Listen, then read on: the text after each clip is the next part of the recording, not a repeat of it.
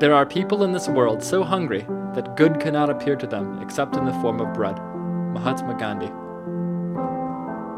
Gandhi, more than any other man, understood hunger, how it robs the people of their ability to stand up for their rights and freedoms, and how it destroys an individual's hopes for a better future for himself and for his family. This long-fought war is one that the Cleveland Foodbank has been fighting now for decades, and it's one that you are helping us fight today. This video focuses on the best practices when taking phone calls from clients. It's important to note that when a client calls, this might be the first time they've ever reached out in this way. They may very well be in the worst place they've ever been in. They may have nowhere else to turn when they saw a sign and they called you. This is a huge opportunity to make an impact in a person's life in a huge way. And this is the opportunity that will be afforded you multiple times per day.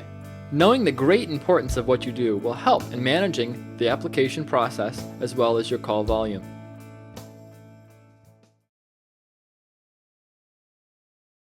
Once you sit down in your cube for the day, be sure to put your headset on before you start taking calls. Leaving the headset on whenever possible is a good idea. This will help you be ready to serve your clients best.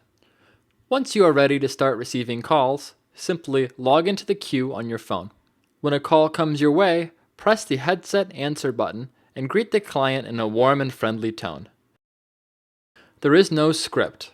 Simply greet them in the way that you and your supervisor agree is appropriate. This is a conversation, not a monologue. Be personable and friendly. You may very well be the only friendly voice they hear today. One of the most important questions you'll end up asking your client is, "How can I help you?" or "What can I help you with today?" It may be wise to include this statement in your introduction. Believe it or not all clients are going to know exactly why they're calling you. So be ready to explain the ways in which you can help them. Here's an example. After you've greeted the client and asked them what you could help them with that day, they may answer, "I'm not sure." Here's how you may want to respond. The Cleveland Foodbank may be able to help you in several ways.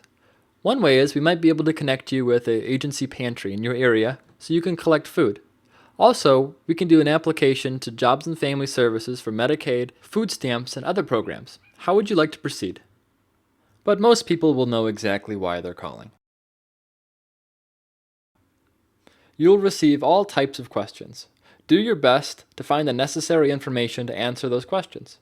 Try to give them whatever information they ask for over the phone. If it requires a little more research, you can always call them back, or mail, email, or fax them information as needed. Google is going to be your best friend, but we've also provided a pantry map, produce map, as well as a food bank resource book. When you're on a call, be sure to take notes on what resources the client might need sent to them, like a home energy assistance application. These notes will be used when putting the packet together that you will send your client. All right, break time. We went over a lot of information and there's some more to go, but for right now, put the pens down, shake it out, chillax. We'll be back to this in just a few seconds.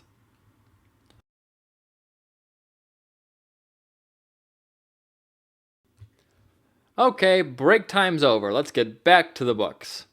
Where'd we leave off? Oh yeah. Before beginning an OBB Common Application, enter the client's information in the application tracking log. This is very important. Then you may proceed to the OBB site to begin the application. Many of the clients you will work with will have very little or no experience with these application processes. That means it is your responsibility to make sure they know how these processes work. This includes mentioning the forms that you will send them and that they will have to sign and send back. Once you have finished the application, please send it to the printer.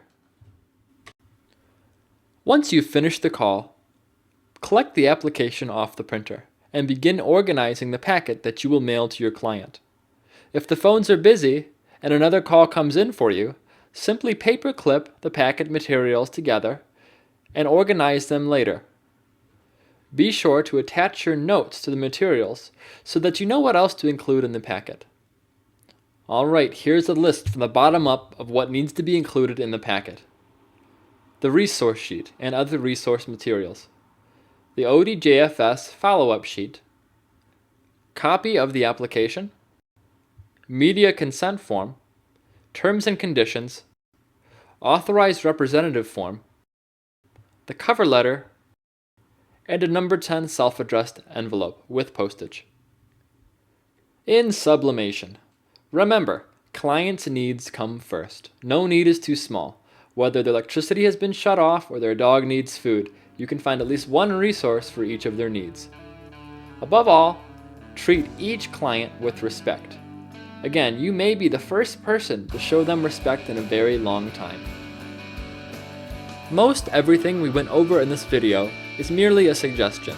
You and your supervisor will have different and better ways to handle these processes as you improve and as you grow. Your suggestions are always welcome and always encouraged. Be the change you hope to see in the world, Mahatma Gandhi. By simply choosing to work at the Cleveland Foodbank, you've taken Gandhi up on his offer. We are a team of full-time world changers, and not without reason and purpose. SNAP, or food stamps, has saved 1.4 million children from extreme poverty in 2011 alone. And yet there are still an estimated 50,000 people that are eligible for the program in our 6-county service area that are not receiving benefits. Now you get to be part of the answer, the vital link between food and hunger. Thank you for watching.